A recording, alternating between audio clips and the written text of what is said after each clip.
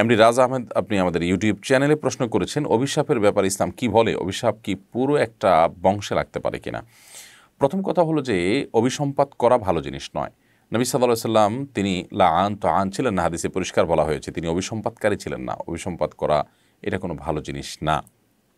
আল্লাহ তাআলা অভিসম্পাত করা মানে কি? আল্লাহ তাআলার রহমত থেকে বঞ্চিত হওয়ার দোয়া করা, তার মানে বদদোয়া করা।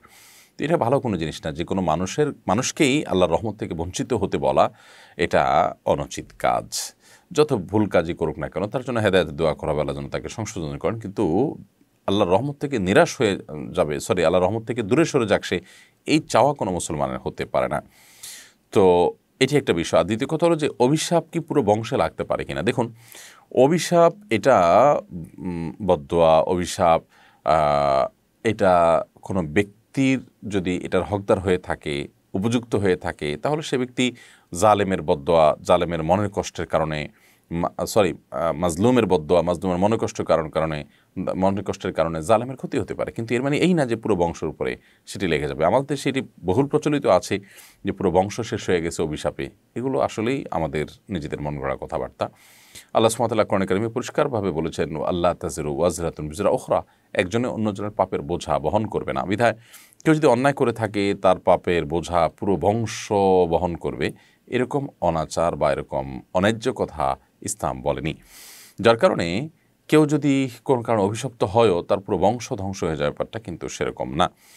ইবলিসের যে ব্যাপারটা হোক, যে ইবলিস আল্লাহ তাআলার কাছে অভিশপ্ত, এবং অভিশপ্ত তার পুরো জাতি, তার সমস্ত বংশধর, সে বিষয়টা এই জন্য যে তারাও ইবলিস, তারা ইবলিসি থেকে কেউ সরে আসেনি, আসার মতো বিষয়ও নাই সেখানে। এখন একজন মানুষ তিনি কোনো অন্যায় করেছেন, অভিশপ্ত হয়েছেন, তার পরিবারে কেউ ভালো কাজ করেছেন, ইমানদার হয়েছেন, তো সেক্ষেত্রে তিনি অভিশপ্ত হতে যাবেন কেন? এই জন্য পুরো বংশগত অভিশাপ লেগে যায়, এটা জেনারেলি সঠিক কোনো বিষয় নয়। আরিফুল ইসলাম আপনি রেখেছেন, আমার স্ত্রী প্রায় সময়ই নামাজ দেরি করে পড়ে, সে কাজকে বেশি প্রাধান্য দেয়, কি করতে পারি? তাকে বোঝাবেন আউয়াল ওয়াক্তে নামাজ পড়া আল্লাহর কাছে সবচেয়ে উত্তম আমল। কাজকে প্রাধান্য দেওয়া এটা ঈমানের দুর্বলতার লক্ষণ, নামাজকে পিছিয়ে দেওয়া এটা ঈমানের দুর্বলতার লক্ষণ। বিধায় ঈমানদার হিসেবে আমাদের উচিত হবে সময় মতো নামাজ পড়া এবং নামাজকে কোনোভাবে পিছিয়ে না দেওয়া। এবং মামুনরা অনেকে তাদের নামাজগুলোকে নষ্ট করে ফেলেন, যে ঘরোয়া কাজ করে তিনি গোসল করে একসাথে নামাজ পড়বেন। শয়তান তাদেরকে বোঝায় যে বোধহয় একসাথে ফ্রেশ নামাজ পড়লে বেশি সওয়াব হবে, অথচ আউয়াল ওয়াক্তে শুরুর দিকে নামাজ পড়লে সওয়াবটা তার জন্য অবশ্যই বেশি হবে, সেটি তাদের বোঝানো উচিত। জান্নাতুল ফেরদৌস প্রিয়া এই আইডিকে আপনি লিখেছেন, আমার স্বামী নামাজ পড়তে চায় না, ওনার জন্য দোয়া করবেন।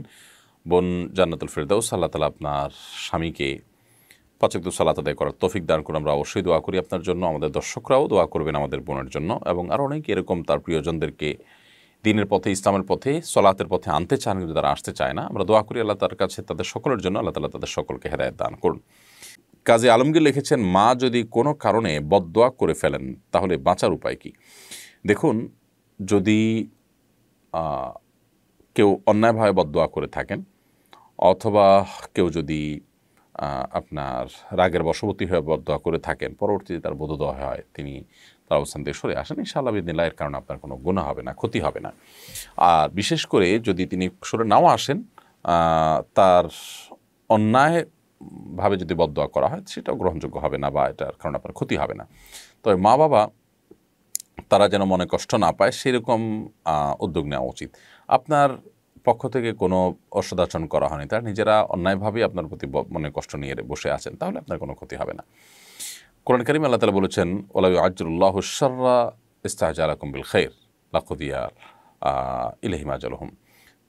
যদি আল্লাহ রাব্বুল আলামিন তোমাদেরকে ভালো বিষয়গুলো যেরকম দ্রুততার সাথে দেন, মন্দ যে বিষয়গুলো তোমরা চাও, বদদোয়া ইত্যাদি করো, সেগুলো যদি আল্লাহ তাআলা এরকম দ্রুত দিতেন তাহলে তোমরা শেষ হয়ে যেতে, ধ্বংস হয়ে যেতে। এই জন্য মন্দ বিষয়গুলো অর্থাৎ বদদোয়া ইত্যাদি, অনেক উলামা কেরামের ব্যাখ্যা এটাও করেছেন যে সেগুলো আল্লাহ তাআলা, মানুষ অনেক সময় মন্দ কিছু চায় আল্লাহর কাছে, মন খারাপ হয়ে নিজের প্রতি নিজে অভিসম্পাত করে ইত্যাদি ইত্যাদি। তো আল্লাহ তাআলা নেকটা চাইলে যেরকম দ্রুততা দিয়ে দেন, যদি খারাপ যেটা চায় মানুষ ওটাও দিয়ে দিত, তাহলে মানুষ বহু আগে শেষ হয়ে যেত। আল্লাহ তাআলা করেন না, আল্লাহ তাআলা রহম করেন বান্দার প্রতি। তবে বাবা মার আপনার কোনো আচরণ কারণে তাদের জন্য কষ্ট না হয়, তাহলে সেক্ষেত্রে তো এটি ডেঞ্জারাস এবং ভয়াবহ বিষয়।